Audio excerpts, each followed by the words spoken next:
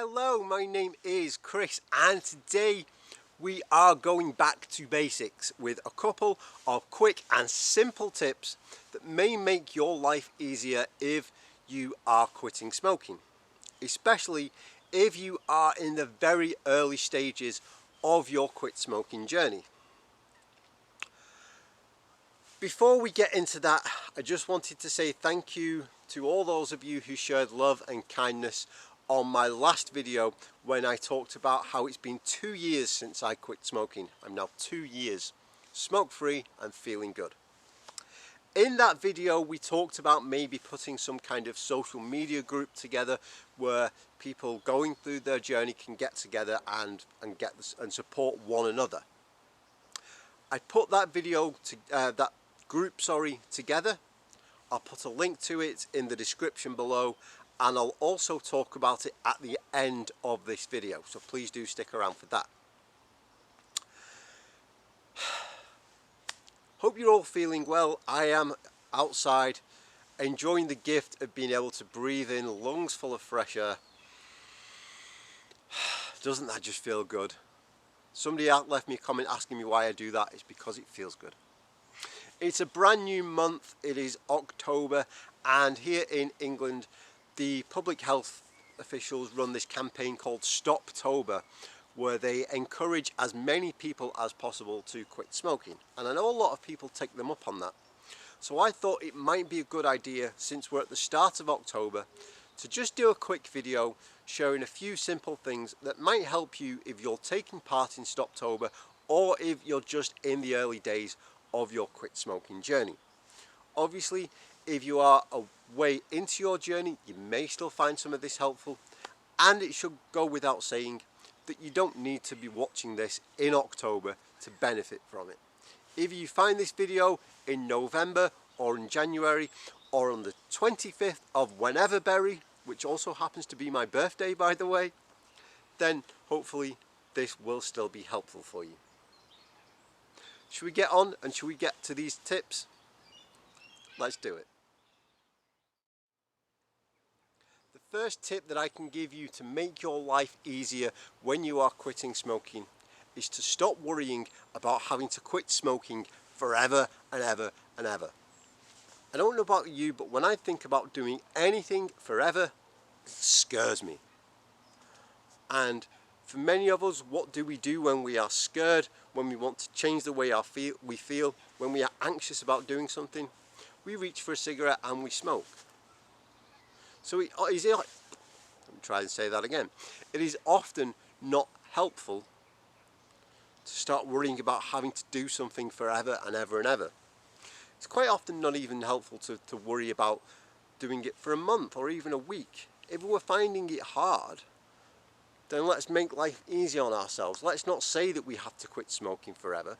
Let's say that we have to quit smoking for one day. From pillow to pillow, from taking our head off the pillow in the morning to putting it back on the pillow at night. That is a much shorter space of time to stay smoke free than forever, right? And if you are struggling to stay smoke free for one day, try staying smoke free until lunchtime or until dinner time. If that is proving impossible, break it down. Can you stay smoke free for the next hour? How about the next half hour? The next 10 minutes? Can you stay smoke free in this moment? Whilst me and you are talking, can you just not pick up a cigarette? And if you can do that, things are going to get much easier. If you do things one day at a time, eventually you'll look back and realise that all those days added up to weeks, to months, to years.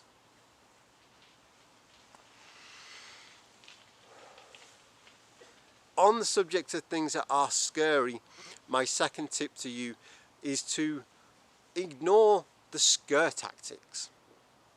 The thing about scare tactics is that they are scary, and again, when we are scared, when we are anxious, we want to change the way that we feel, and we're more likely to reach for a cigarette. What am I talking about when I talk about scare tactics? When the government comes up to you and says, here's a picture of a rotten lung, or hey you, if you keep smoking you're going to get cancer and lung disease and you are going to die. Oh my goodness, I'm going to die. Ah, that's terrifying. I need to change the way that I feel right now. Where are my cigarettes? That's how that happens. Look, I'm not saying that you're not going to get cancer or you're not going to get lung disease. The truth is, if you carry on smoking, the greater your risk of getting those diseases becomes. What I'm saying is there is no point in scaring yourself to death about it, because all you're going to do is want to change the way that you feel.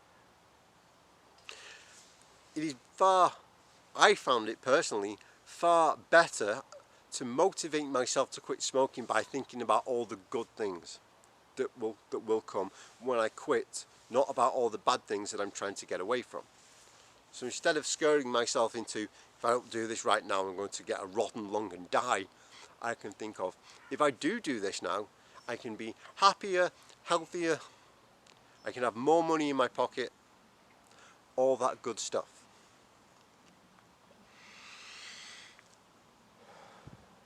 By the way, somebody asked me why I keep doing those breaths in my videos, like just a deep breath. It's because it feels good. I like to come out here, and it's going to rain any moment now, but I like to come out here in the fresh air and just breathe lungs full of fresh air, because I could never do that when I used to smoke. And that brings me to my third tip, which is to be kind to yourself and take care of yourself. Being outside in the fresh air, even though it may rain, is still better for me than being stuck inside. I try and eat healthily these days, especially when I quit smoking, giving myself good foods to eat, foods that made me feel good. Not necessarily sugar, don't worry, I won't give you the sugar lecture again, but good, healthy foods. Drink plenty of water. I always carry water with me wherever I go.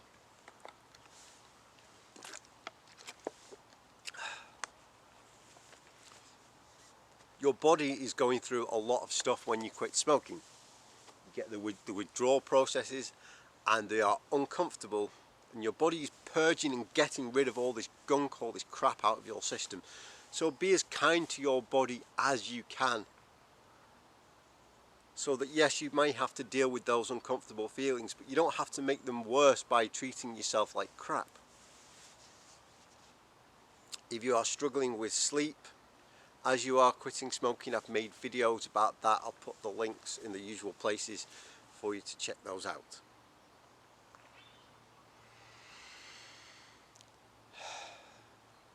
My fourth tip, my fourth piece of advice to you, is to be mindful of those occasions when you are when you are triggered. Be mindful of those occasions when you are triggered, or when you just sort of get it into your head that, okay, this is when I usually smoke and now I don't know what to do. For me, a big one was when I was at work. I used to take smoke breaks regularly, so when I quit smoking I kind of didn't know what to do with myself when I was at work. So I just found that getting up and taking a walk around really helped. Another one would be if I was at home making a cup of tea. Being British, I naturally spend 90% of my life making cups of tea. But you'd be waiting for the kettle to boil, and normally when I smoked, I'd be like, turn the kettle on, and then I'd smoke, and by the time I was done smoking, my tea would be ready. So when I quit smoking, I'd just stand there, and the kettle would be boiling, and I'd be like, I don't know what to do with myself now that I'm not smoking. So I got into the habit of keeping a book by the side of the kettle. So when I would make tea, the kettle would be boiling and I could just read a few pages of a book. And it just gave me something else to do. The final tip that I have for you applies to if you are going through the withdrawals, if you are craving, and it's to reframe your experiences. I know if you are craving, if you are withdrawing, that process can be very uncomfortable.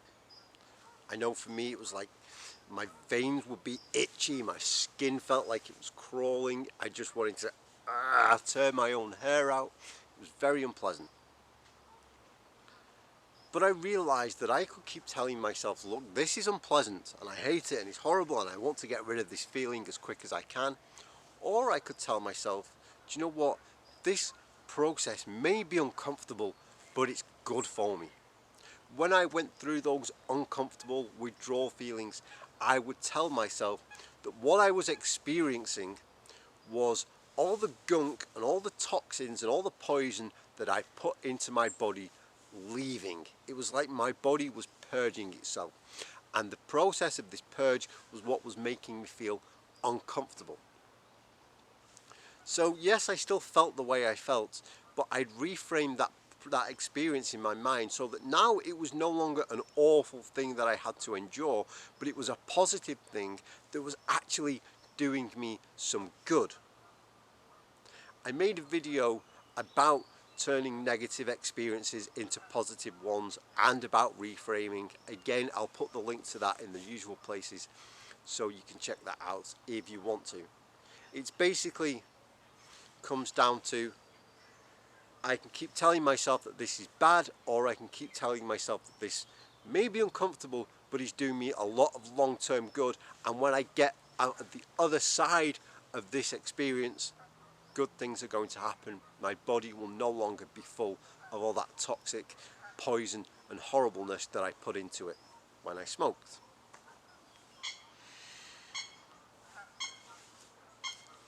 Those were just some quick, very simple tips that I wanted to share with you today. I hope that at least one of them may have helped you in some way. As I said at the start of this video, I have now put a group together for those of you who want to get together and support each other along your journey. I actually created a Facebook group and a Facebook page. Yes, I went with Facebook rather than other platforms because I just thought that's where most people are, and I'd rather meet you all where you are. So if you suggested something else to me, I still love you very much, but we're going to go with Facebook. I called the group and the page Finding Freedom because that's what we are all doing. We are finding freedom from the addiction, from that old way of life that smoking used to be for us. Again, I will put the links down below. That's all I've got for you today. I will be making longer videos. I will be making all kinds of videos over the next couple of weeks about all aspects of quitting smoking, addiction. I will talk some stuff about depression and alcoholism, as I occasionally do on this channel. For more videos like this every single week, please do consider subscribing. If you have found this helpful, or if you have your own tips, please do let me know in the comments. And as always, let me know how you are getting on along your smoke-free journey. I was just talking to someone last night and I was saying, like, I see some of you pop up every now and again and you say, I'm a week, and then it's 2 weeks, and when I don't hear from you, I do wonder how you are getting on and hope you are doing well. So please do let me know, just to put my own mind at rest. Thank you so much for watching. Likes and shares are always appreciated. Until next time, goodbye.